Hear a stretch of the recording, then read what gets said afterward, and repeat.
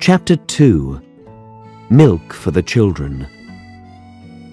Khumalo began to pray regularly in his church for the restoration of Ndocheni, but he knew that was not enough. Men must come together and do something. He went to see the chief and asked him to help. But the chief was old and had no useful word to say. So Khumalo went out again into the heat to seek the headmaster of the school. But the headmaster shook his head and talked about economic causes and said that the school was a place of little power.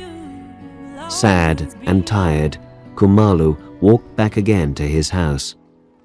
Suddenly, he caught his breath in surprise, for there was a small white boy on a red horse. A small white boy, as like to another who had ridden here as any could be. The boy smiled at Khumalo and said, "Good morning." "Good morning," said Khumalo. "It is a hot day for riding." The boy got off his horse, and they talked as an old man and a young child do talk, with many questions. And the boy proudly used some Zulu words. "That is right," said Khumalo. "Would you like a drink of water? You are hot." "I would like a drink of milk," said the boy. "There is no milk in Ndocheni." The small boy said quietly, "I would like water, Umfundisi." Khumalo brought him the water and asked him, "How long are you staying here?" "Not very long now, Umfundisi. These are not our real holidays now. We are here for special reasons." And Khumalo said in his heart, "O fatherless child, I know your reasons." "Why is there no milk in Ndocheni?"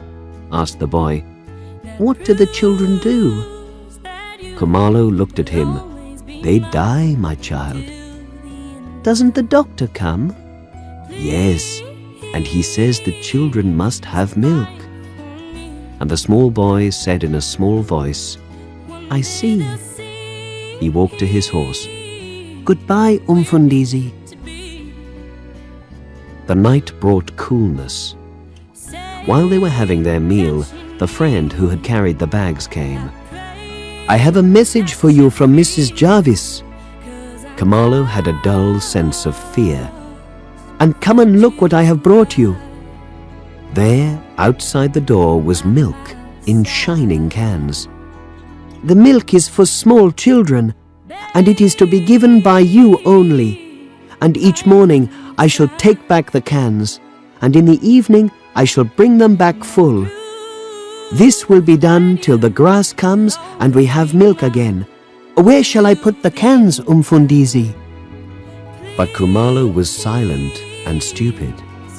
And the man said, "God will bless him." And Khumalo nodded. Letters came from Johannesburg. There was to be no forgiveness for Absalom. He was to be hanged on the 15th day of that month. Khumalo and his wife read this news and could say nothing to each other. At last, Khumalo lifted his eyes and looked out of the windows. "Look," he said, "look at the clouds." She came and stood by him and saw the great heavy clouds that were gathering on the other side of the Umzinkulu valley. "It will rain," he said. He went out to look at the clouds, then stood there reading Msimangu's letter. He remained motionless as he read the last lines again. "Father Vincent tells me that Mr. Jarvis has given £1,000 to the African Boys Club, of which his son was president."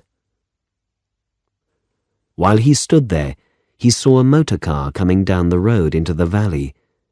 Then he saw that not far from the church there was a white man sitting still upon a horse, waiting for the car. It was Jarvis. For an hour, Jarvis and the men from the car measured distances on the ground and planted sticks in the ground, as if they were surveying it for some building or other. They had only just finished when the storm broke. The men hurried off in the car, but Jarvis saw Khumalo, who had gone to the church, and called, "Umfundisi, may I stay in your church?" So they went into the church. But it was not long before the rain found holes in the old roof, and Jarvis had to move to avoid it. It was not until the storm was nearly over that Jarvis, without looking at the old man, said, "Is there forgiveness?" Khamalu took the letter from his pocket with trembling hands, and Jarvis read it. "I understand," he said. "When it comes to the 15th day, I shall remember. Stay well, Umfundisi." He climbed on his horse and rode away.